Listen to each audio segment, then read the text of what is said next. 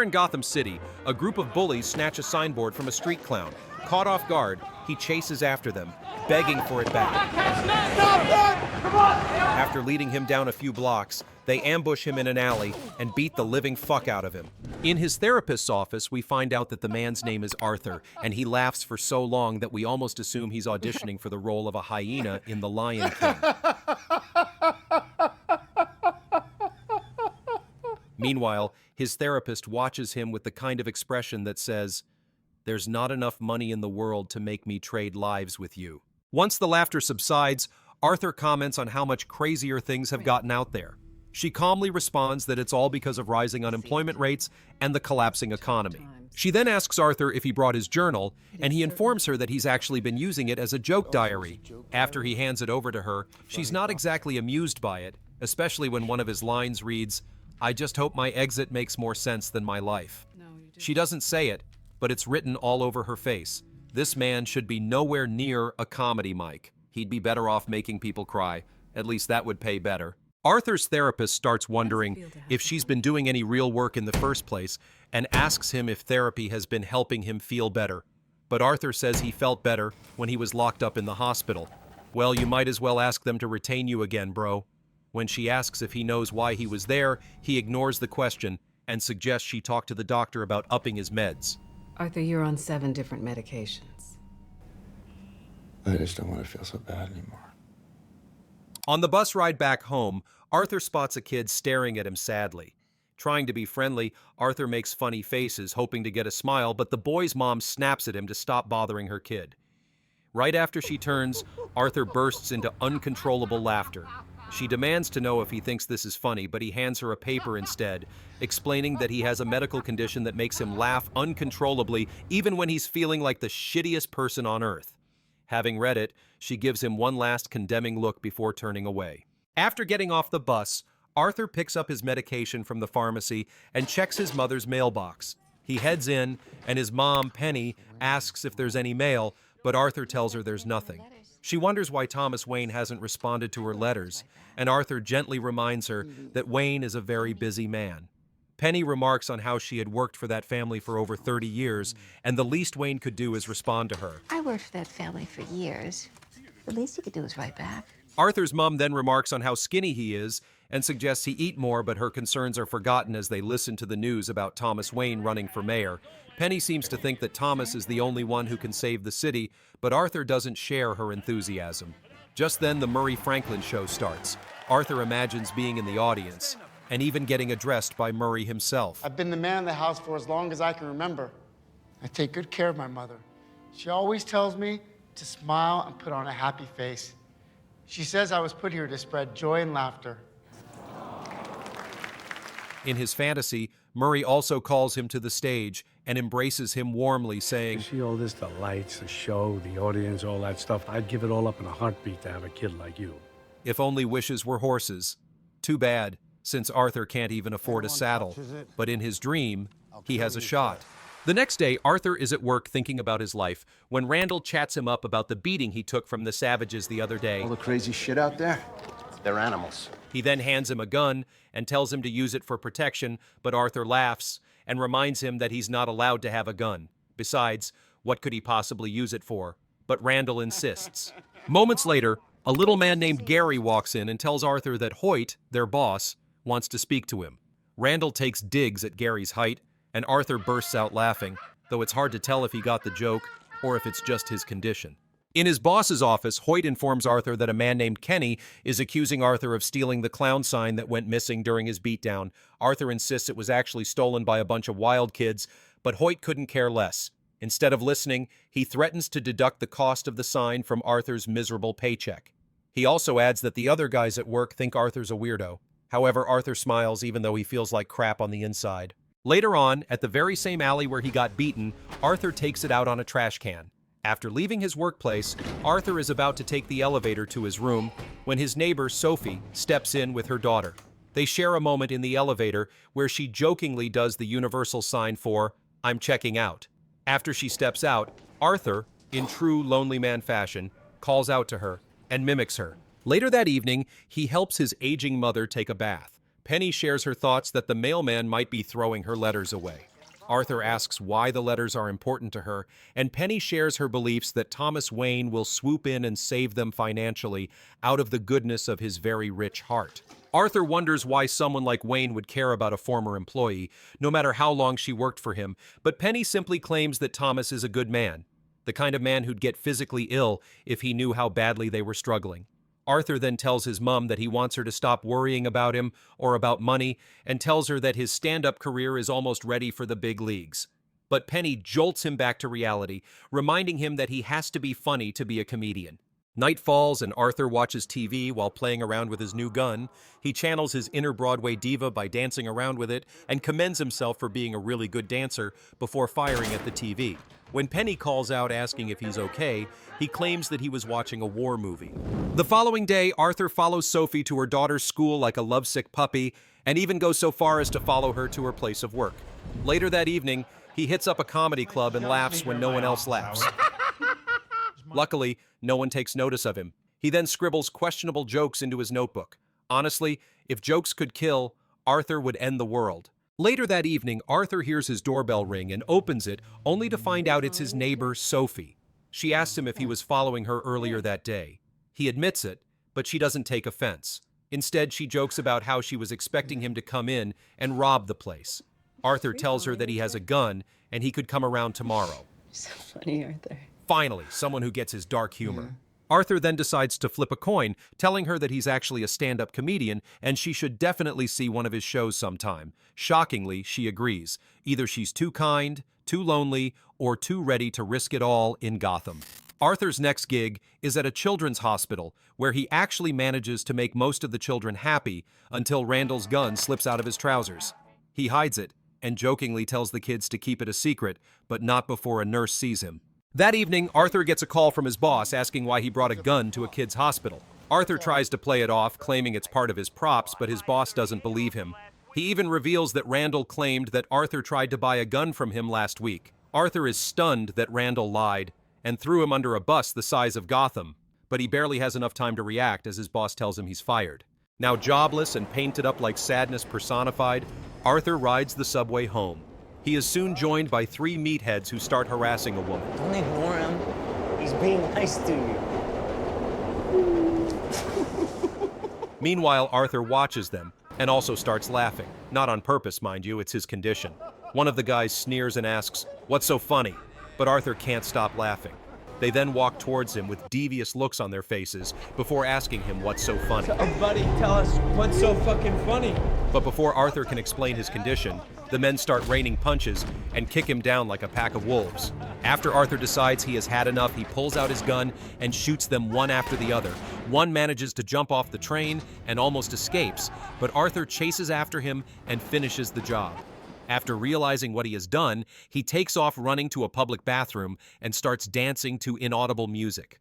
Arthur heads back home afterwards, but his first stop is Sophie's, where he kisses her with all the courage in the world.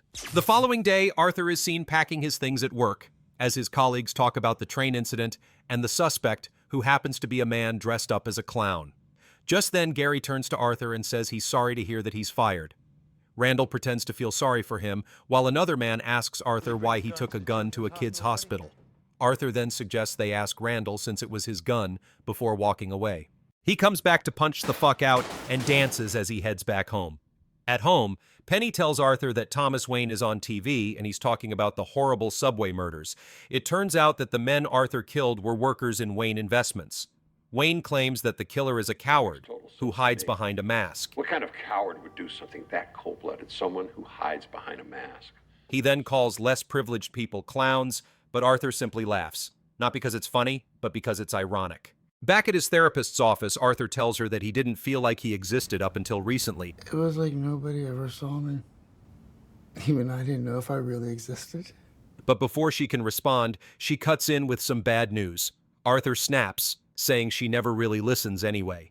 She just asks the same tired questions, while all he ever has are negative thoughts. That's when she tells him that their program is getting shut down because their funding's gone. No more sessions, no more meds. Basically, good luck out there, mentally unstable man in clown makeup.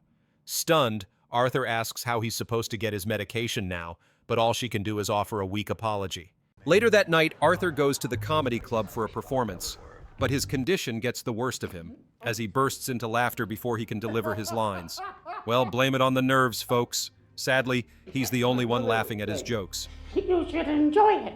One day you'll have to work for a living. No, I won't, Ma. I'm gonna be a comedian. Meanwhile, Sophie watches in a corner and smiles adorably. The DJ soon comes to the rescue and plays a song that Arthur dances to. The crowd then erupts in cheers, and Arthur walks Sophie back home. On their way, they see a poster of a clown with the headlines, "Killer or Vigilante." Sophie then tells Arthur she thinks whoever committed those murders is a hero because they now have 3 less pricks in Gotham City. Arthur's already in a good mood, but it gets even better when he sees a man in a clown mask inside a cab. Later, he enjoys dinner with Sophie and soon heads back home. Arthur wakes his mom and asks her to dance with him. She humors him and tells him she wrote a new letter for Thomas Wayne and it's very important. Arthur tells her he just had a big date and finally lets her go to her room. Curiosity gets the best of him as he decides to read through his mother's letter.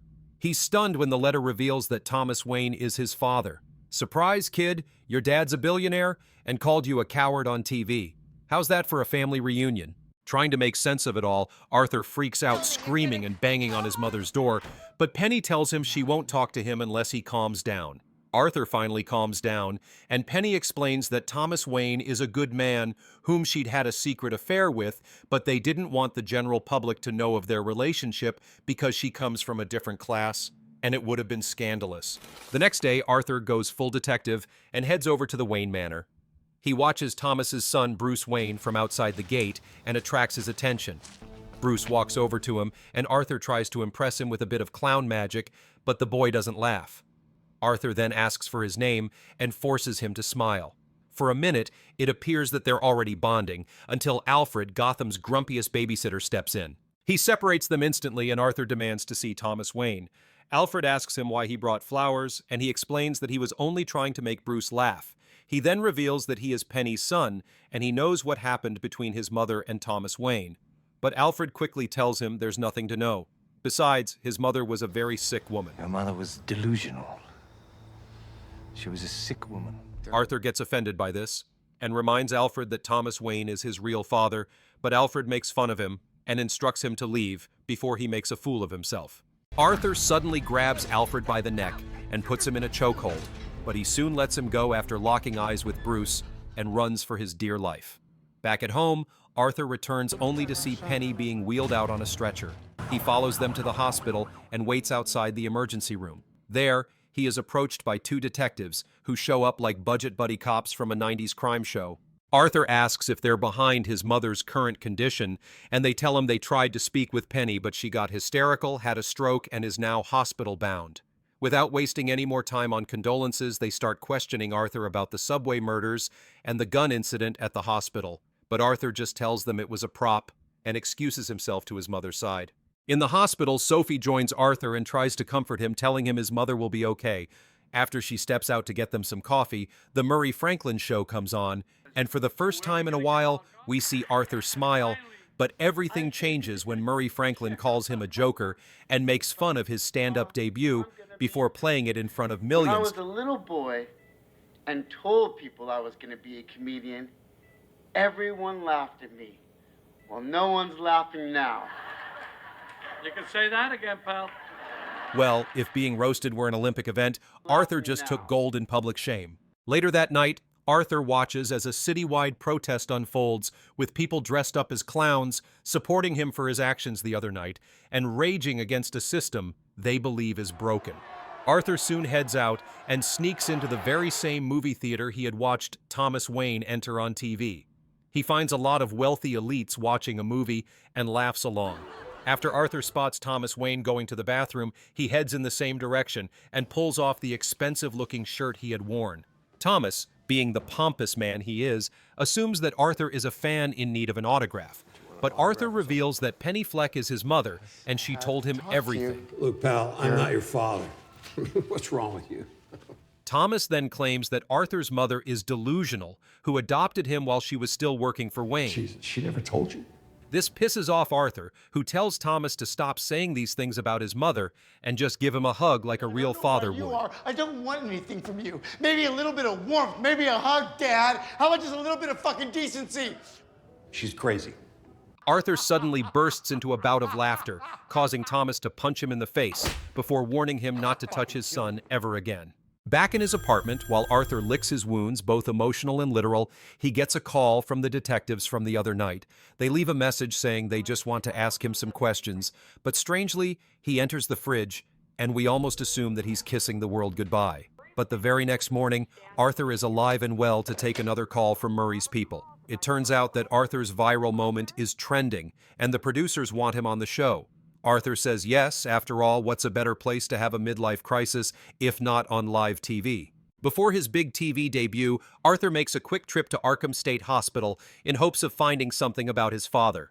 He charms a clerk into letting him peek at his mother's files. The clerk tells Arthur that he can't allow him to see the record, but he can read it to him. After reading a few lines about how Penny watched an ex-boyfriend assault him and how he'd been adopted, he feels pity for him and stops, before saying anything more damaging. He then suggests that Arthur ask his mother if he wants answers and refuses to say anything more.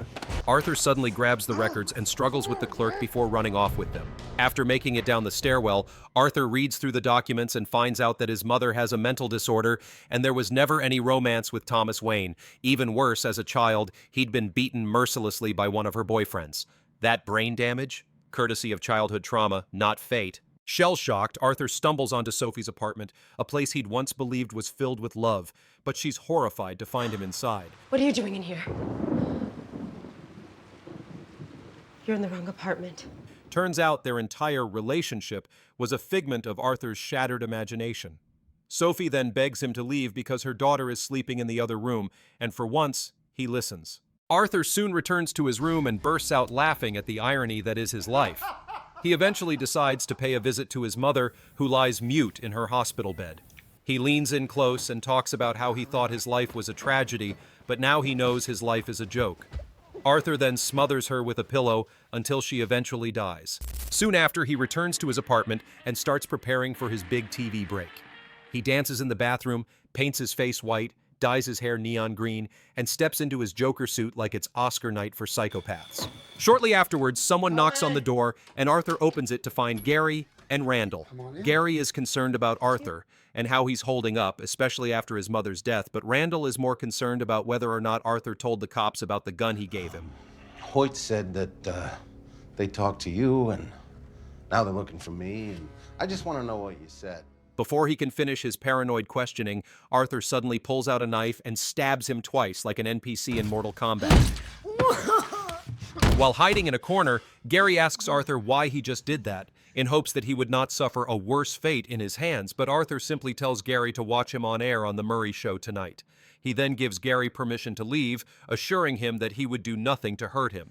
Gary attempts to open the door, but his short hands can't reach the doorknob, so he's forced to ask Arthur for help.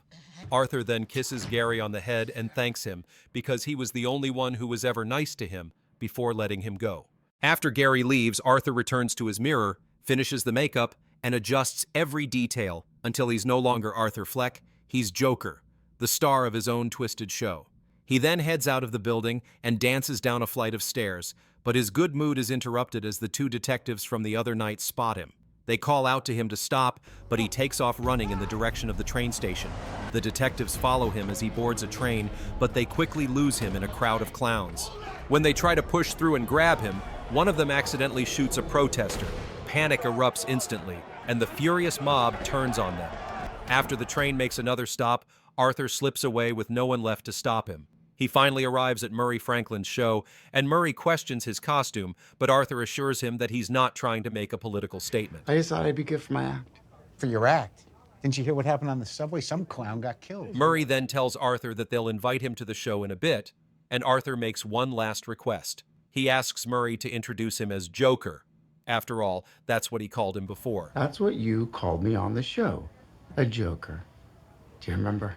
Murray, sensing gold ratings, agrees, because nothing says this will end well, like giving the unhinged man a custom stage name. The show begins. Arthur watches backstage as Murray replays the old clip, roasting Arthur for laughs. Arthur is finally introduced as Joker, and he steps out on stage, dancing, confident, and hypnotic. Without hesitation, he kisses one of the stagehands and takes a seat. Murray then asks if he's all right before commenting on his entrance. However, Joker tells him that this is exactly how he'd imagined his entrance on stage. This is exactly how I imagined it. Murray, trying to salvage this sinking ship, encourages Arthur to tell a joke. On cue, Arthur pulls out his battered notebook like it's a sacred text. Murray then mocks Arthur to take his time since they've got all night. Spoiler alert, they did not, in fact, have all night. Arthur starts by saying, "Knock, knock," and Murray takes jabs at him, asking if he really had to look that up. Arthur then makes a joke about a son being hit by a drunk driver, which fails to make anyone laugh.